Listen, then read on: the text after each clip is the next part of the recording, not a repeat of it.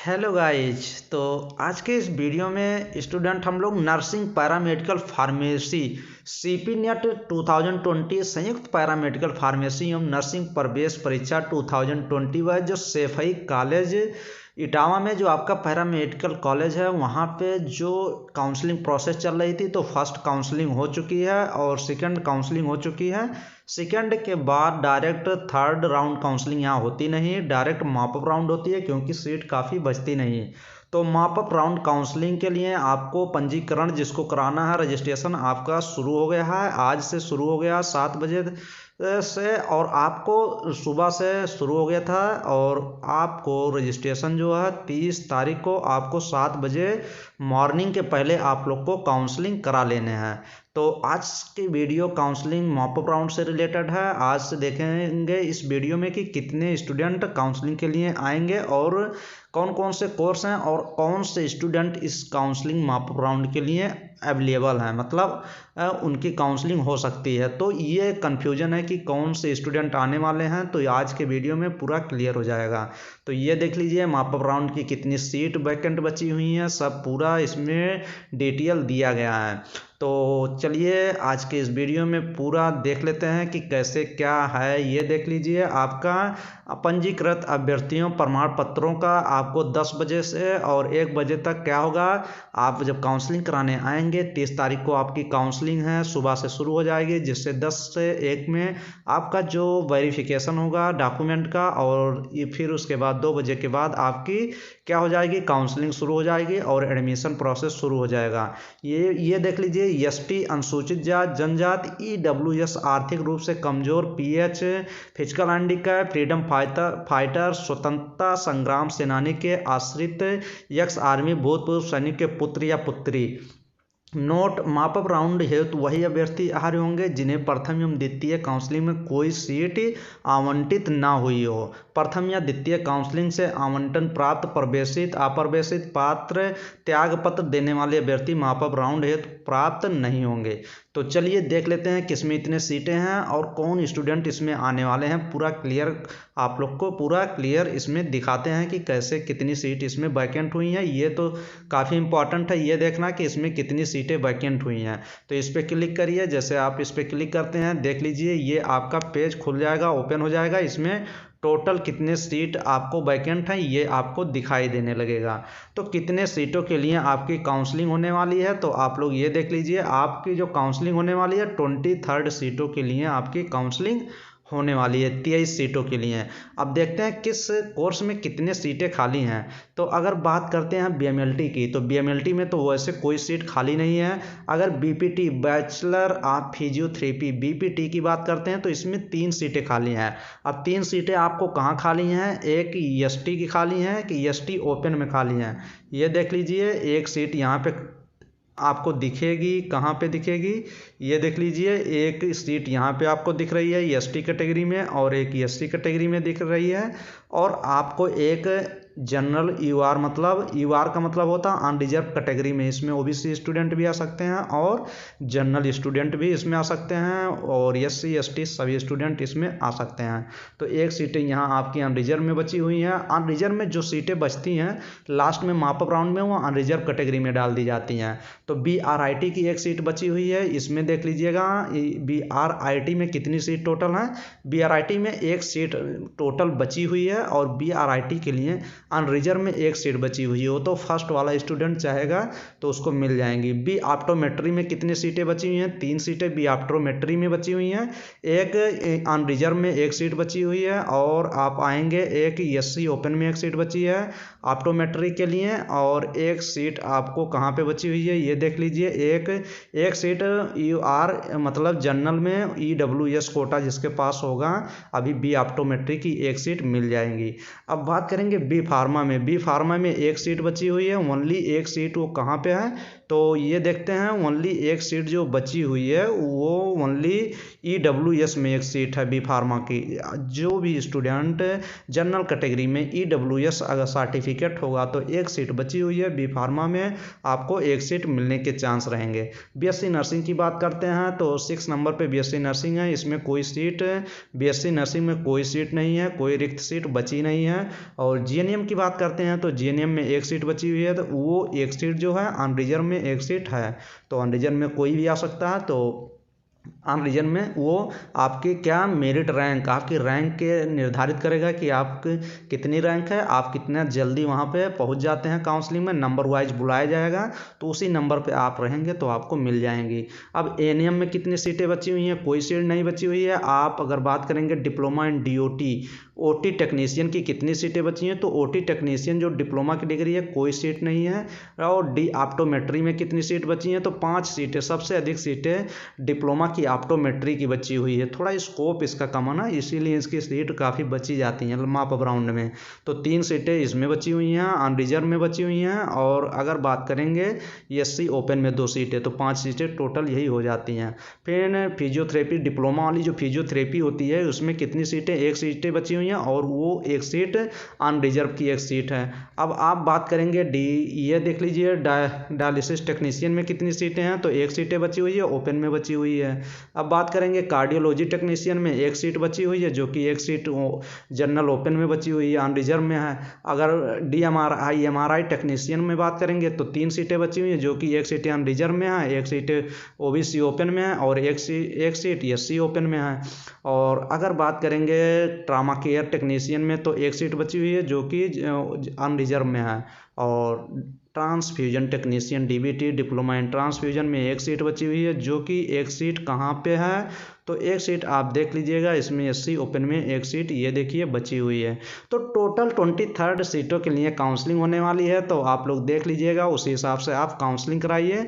तो चलिए देखते हैं कि कौन से स्टूडेंट काउंसलिंग में आप अवेलेबल हैं और रजिस्ट्रेशन आप करा सकते हैं। तो काफ़ी इसमें कन्फ्यूजन है कि हम करा सकते हैं कि नहीं, अभी छोड़े हैं, लिए हैं एडमिशन नहीं लिए, क्या किए, हमारा छूट गया था, तो हम करा सकते हैं कि नहीं। तो ये पूरा हम लोग इस वीडियो में देखते हैं। चलिए आगे देखते हैं।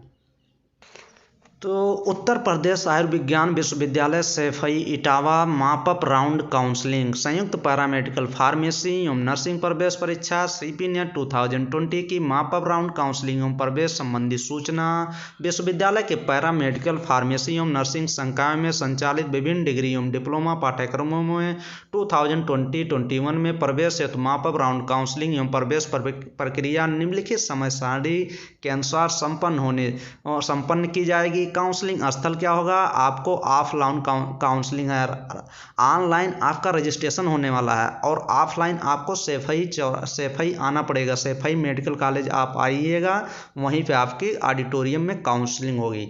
ऑडिटोरियम क्या होती है, ये एक हॉल होता है, उसी में आपकी काउंसलिंग होने वाली है। तो आप कहीं से भी आ रहे हैं, आप जहाँ से भी आ रहे हैं, आपको कहाँ पे आना है, आप मेडिकल कॉलेज आप बोल देंगे कि सैफई मेडिकल कॉलेज मुझे जाना है, तो सैफई मेडिकल कॉलेज आप पहुंच जाएंगे। जिस चीज़ से आप आ रहे हैं यहाँ से टैक्सी कर लीजिएगा, जहाँ से भी आएंगे सैफई मेडिकल कॉलेज आपको आ जाना है, वहीं पे आपको ऑफलाइन काउंसलिंग होने वाली है। तो काउंसलिंग प्रक्रिया कब होगी, माप अप राउंड जो काउंसलिंग होने वाली है, ओवरऑल रैंक 1 से अंतिम पात्र तक रैंक तक के सभी पंजीकृत अभ्यर्थी काउंसलिंग में आ सकते हैं। तो 1 से नंबर से लेके काउंसलिंग लास्ट तक जितना कोई भी रैंक हो, ये नहीं मैटर करता, सभी स्टूडेंट माप अप राउंड में आ सकते हैं। अब ये देखेंगे कौन से स्टूडेंट आ सकते हैं, अभी सब इसमें दिया गया है। तो काउंसलिंग प्रोसेस आपको 30 तारीख से सुबह 10 बजे से काउंसलिंग शुरू हो जाएगी, और ये पहले वेरिफिकेशन होगा आपके डॉक्यूमेंट का, और फिर लास्ट में उसी दिन आपको एडमिशन भी ले लेना है, और उसी दिन आपकी काउंसलिंग भी हो जाएगी, सीट अलॉटमेंट हो जाएगा, और उसी दिन आपको क्या करना है, आपको एडमिशन भी ले लेना है। तो ये अति महत्वपूर्ण जो निर्देश दिए गए हैं, ये आप लोग के लिए इंपॉर्टेंट हैं। तो चलिए नंबर वाइज हम लोग एकदम क्लियर करते हैं। फर्स्ट पे देखते हैं, काउंसलिंग हेतु अलग से कोई सूचना कॉल लेटर डाक द्वारा प्रेषित नहीं की जाएगी। तो आपको कोई कॉल लेटर नहीं दी जाएगी, आपको सिर्फ मैसेज के द्वारा किया जाएगा मैसेज, या फिर आपको ये पता चल गया होगा इसकी साइट पे। सेकंड में कह रहा माप अप राउंड हेतु वही अभ्यर्थी होंगे आ पाएंगे जिन्हें प्रथम एवं द्वितीय काउंसलिंग में कोई सीट आवंटित ना हुई हो। प्रथम या द्वितीय काउंसलिंग में आवंटन प्राप्त प्रावेशित मतलब प्रवेश ना लिए हों, या अप्रवेशित जो मतलब प्रवेश लिए हों, या फिर जो प्रवेश ना लिए हों। तो त्याग पत्र देने वाले अभ्यर्थी मापअप राउंड है तो पात्र नहीं होंगे। तो ये क्या कह रहा है, कह रहा है कि मान लीजिए आप फर्स्ट और सेकंड काउंसलिंग में मतलब आप अगर भाग ले लिए होंगे और फिर आप क्या एडमिशन ना लिए होंगे तो वो स्टूडेंट आप काउंसलिंग में नहीं आएंगे। मान लीजिए आप फर्स्ट काउंसलिंग कराए हैं और काउंसलिंग करा लिए फिर एडमिशन नहीं लिए तो वो स्टूडेंट इस काउंसलिंग में नहीं आ सकते। नेक्स्ट दूसरे का जो फर्स्ट दिया गया है, ऐसे सभी अभ्यर्थी जिन्होंने अभी तक किसी भी काउंसलिंग में पंजीकरण प्रतिभाग ना किया हो और वे मापअप काउंसलिंग के लिए पात्र होंगे। तो ये कह रहा मान लीजिए आपकी सेकंड रैंक थी और आप किसी में रजिस्ट्रेशन भी नहीं कराए और ना ही काउंसलिंग कराए तो आप इसमें आ सकते हैं। कहने का मतलब यह है कि आप अगर कोई भी काउंसलिंग नहीं कराए होंगे तो आप इसमें आ सकते हैं। देख लीजिए सेकंड नंबर, ऐसे अभ्यर्थी जिन्होंने प्रथम एवं द्वितीय काउंसलिंग में पंजीकरण कराकर प्रतिभाग किया हो परंतु कोई सीट आवंटित नहीं कराई हो अथवा उन्हें सीट आवंटित ना हुई हो तो वो मापअप काउंसलिंग के लिए पात्र होंगे। यह कह रहा है कि प्रतिभाग किया हो परंतु कोई सीट आवंटित नहीं कराई है, मतलब उसको अपना सीट लॉक ना कराया हो, रजिस्ट्रेशन करा लिए हो बट सीट लॉक ना कराए हो तो वो मापअप राउंड काउंसलिंग के लिए आ सकते हैं। सेकंड कह रहा है लास्ट, ऐसे अभ्यर्थी जिन्होंने प्रथम एवं द्वितीय काउंसलिंग में सीट आवंटन हुआ है तथा आवंटन होने के पश्चात चाहे प्रवेश ले लिया हो अथवा नहीं लिया हो अथवा त्याग पत्र दे दिया हो तो ऐसे अभ्यर्थी मापअप काउंसलिंग के लिए पात्र नहीं होंगे। मान लीजिए आप काउंसलिंग कराए, आपको सीट मिल गई और आप एडमिशन नहीं लिए तो अब आप मापअप राउंड में नहीं आ सकते। ये कहने का मतलब इसका एकदम क्लियर है और ये आप लोग देख लीजिएगा एकदम क्लियर ये दिया गया है कि अगर आप काउंसलिंग करा लिए हों और आप एडमिशन ना लिए हों तो आप नहीं करा सकते। आप रजिस्ट्रेशन कराए हों बट काउंसलिंग ना कराए हों तो आप आ सकते हैं। थर्ड नंबर क्या कह रहा है, अभ्यर्थियों को पंजीकरण के पश्चात मेरिट रैंक के क्रम में बुलाया जाएगा। जैसे जैसे आपका मेरिट रैंक होगा उसी के अनुसार आपको काउंसलिंग में बुलाया जाएगा, उसी के द्वारा आपको वहाँ पे नाम अलाउंस होगा, आप काउंसलिंग के समय तो करा पाएंगे। तो सीटें तो कम है, 23 सीटें हैं, तो आप अगर अच्छा रैंक होगा लगभग में होंगे तो आपको ये सीट मिल जाएंगी। फोर्थ नंबर पे पंजीकृत होने के तात्पर्य या नहीं होगा कि उसको प्रवेश दे दिया जा रहा है। अगर आप मान लीजिए रजिस्ट्रेशन करा लिए तो इसका मतलब ये नहीं कि आपको सीट फिक्स है कि मिली जाएगी, ऐसा कुछ नहीं है। आप आएंगे, सीट जैसी वैकेंट रहेगी उसी के अनुसार आपको मिलेगा। 5 नंबर पे विभिन्न कैटेगरी में रिक्त सीटों की संख्या काफ़ी कम है। संबंधित कैटेगरी की सीटें समाप्त होने पर उस कैटेगरी में आगे की काउंसलिंग स्वतः ही समाप्त हो जाएगी। अतः अभ्यर्थी की सलाह दी जाती है कि वह अपनी अर्हतानुसार एवं कैटेगरी के अनुसार रिक्त सीटों को देखकर ही काउंसलिंग में भाग लेने हैं तो आएँ एवं उसी के अनुसार अपना पंजीकरण कराएं। तो ये तो हम इसी वीडियो में देख लिए कि कितनी सीटें किस कैटेगरी में खाली हैं। तो ये देख लीजिए 10 बजे से शुरू हो जाएगी, 1 बजे फिर 2 बजे से आपकी काउंसलिंग शुरू हो जाएगी। और ये देख लीजिए इसमें क्या लिखा है 6 नंबर पे देख लीजिए आप, समस्त सीट समाप्ति तक काउंसलिंग कराएंगे तथा सीट आवंटित होने पर तत्काल प्रवेश की प्रक्रिया पूर्ण करें। उसी दिन आपको क्या एडमिशन भी लेना है क्योंकि समय तो है नहीं। सभी अभ्यर्थियों को काउंसलिंग है तो अपने समस्त प्रमाण पत्रों जात प्रमाण पत्र को मूल रूप से लाना अनिवार्य है, अन्यथा की दशा में अभ्यर्थी को काउंसलिंग में प्रतिभाग नहीं करने दिया जाएगा। तो आपको जात प्रमाण पत्र तो अवश्य लाना है अगर आप कैटेगरी के स्टूडेंट हैं। मापअप राउंड काउंसलिंग में भाग लेने वाले अभ्यर्थियों को सिक्योरिटी डिपॉजिट 5,000 का bank draft, DD, demand draft तथा प्रवेश हेतु निर्धारित प्रशिक्षण शुल्क लाना अनिवार्य है। तो डीडी आप लेके आइए और जो आपका फीस यहाँ पे लगती है वो आपको लेके आना है, अन्यथा की स्थिति में अभ्यर्थी को काउंसलिंग में प्रतिभाग सीट आवंटित हेतु अर्ह नहीं होगा।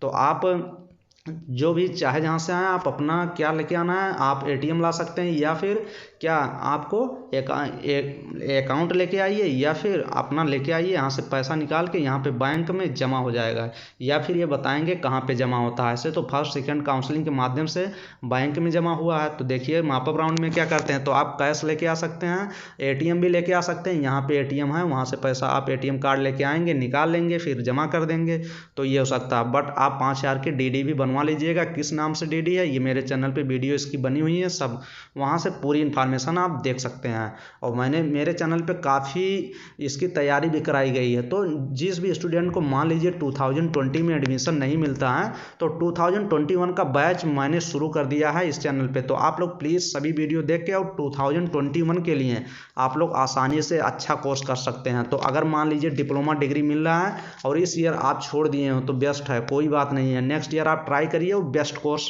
करिए नेक्स्ट ईयर में, तो कोई दिक्कत नहीं। मेरे चैनल पे फिजिक्स केमिस्ट्री बायोलॉजी इतना करा दिया जाएगा कि आसानी से आपका हो जाएगा। इस साल भी काफ़ी स्टूडेंट का लगभग 200 प्लस स्टूडेंट का सिलेक्शन हुआ भी है। तो कोई घबराए नहीं, आप लोग बस चैनल को ग्रो कराएं और तेज़ी से और सब्सक्राइब कर लें, अपने दोस्तों को भी शेयर करें। चलिए देखते हैं 9 नंबर पे मापअप राउंड से सीट आवंटित होने की दशा में अभ्यर्थी की प्रवेश प्रक्रिया आवंटन स्थल ऑडिटोरियम पर ही निर्धारित प्रशिक्षण शुल्क ऑन द स्पॉट, जिसको कहते हैं ऑन स्पॉट, जमा करते हुए संपन्न की जाएगी। यदि अभ्यर्थी ऑन स्पॉट प्रवेश प्रक्रिया पूर्ण नहीं करते तो उक्त स्थिति में उनकी सीट का आवंटन रद्द कर दिया जाएगा। तो ये कह रहे हैं कि अगर तुरंत आपकी काउंसलिंग होती है तो आपको तुरंत उसी समय एडमिशन भी ले लेना है। तो ये चीज़ देख लीजिएगा, नहीं तो सीट कह रहे हैं कि दूसरे को दे दी जाएगी। तो 10th नंबर पे मापअप राउंड में कोई पुनः रीसफलिंग अनुमति नहीं, दूसरी बार कुछ नहीं होगा, बस वही एक ही बार में सब कुछ जो होगा। तो ये देख लीजिएगा कितनी फीस लानी है, 500 रुपये क्या काउंसलिंग की आपकी प्रशिक्षण शुल्क जो रजिस्ट्रेशन कराएंगे। और अगर आप ये देख लीजिए डिग्री कोर्स आपको मिलता है तो 29,500 लगेंगे, और अगर आपको डिप्लोमा कोर्स मिलता है तो 25,000 लगेंगे, और अगर आप हॉस्टल भी लेते हैं तो 34,300 डिग्री कोर्स के लिए लगेंगे, और डिप्लोमा कोर्स के लिए 29,800 रुपये लगेंगे। 4,800 हॉस्टल का है, जो कि आपका इसमें इंक्लूड हो जाएगा, जुड़ जाएगा। और जो आपका अगर आप हॉस्टल लेते हैं और मेस ज्वाइन करते हैं, खाना खाते हैं, तो आपके ये समझिए 2,000 मान के चलिए आपका पर मंथ जमा होता है। एक मंथ में 2,000 रुपये जमा करने पड़ते हैं, और वो भी 2 बार में जमा करने पड़ते हैं। तो आप घबराएं नहीं, कोई दिक्कत नहीं है। तो आप ये सब देख लीजिएगा, डॉक्यूमेंट ये सब आपको लेके आने, डॉक्यूमेंट से रिलेटेड वीडियो बनी हुई है। तो आप वीडियो देख लीजिए और उसी हिसाब से आप करा सकते हैं। ये देख लीजिए मापअप राउंड से सीट आवंटित होने की दशा में अभ्यर्थियों को प्रवेश प्रक्रिया आवंटन स्थल ऑडिटोरियम पर ही निर्धारित प्रशिक्षण शुल्क ऑन स्पॉट जमा करते हुए संपन्न की जाएगी। यदि अभ्यर्थी ऑन स्पॉट प्रक्रिया पूर्ण नहीं करते उक्त स्थिति में उनकी सीट का आवंटन रद्द कर दिया जाएगा और दूसरे को सीट दे दिया जाएगा। ये सब पूरा इसमें लिखा गया है। तो कोई बात नहीं है, अपना पैसा लेके आइए और वहीं अपना एडमिशन भी करा सकते हैं। और ओरिजिनल डॉक्यूमेंट्स सभी लेके आने हैं, और सभी के कितने फ़ोटो कापी, लगभग 5 फ़ोटो कापी होने चाहिए, और फ़ोटो भी आपकी होनी चाहिए। और जितनी भी सब वीडियो बनी हुई है तो आप लोग वीडियो पे जाइए, चैनल पे, वहाँ पे वीडियो ऑप्शन है, या फिर प्लेलिस्ट में इसी के नाम पे UPMS जानकारी के नाम से प्लेलिस्ट है, वहाँ सभी वीडियो देख सकते हैं। तो चलिए आज के इस वीडियो में यही सब था। तो थैंक यू, धन्यवाद।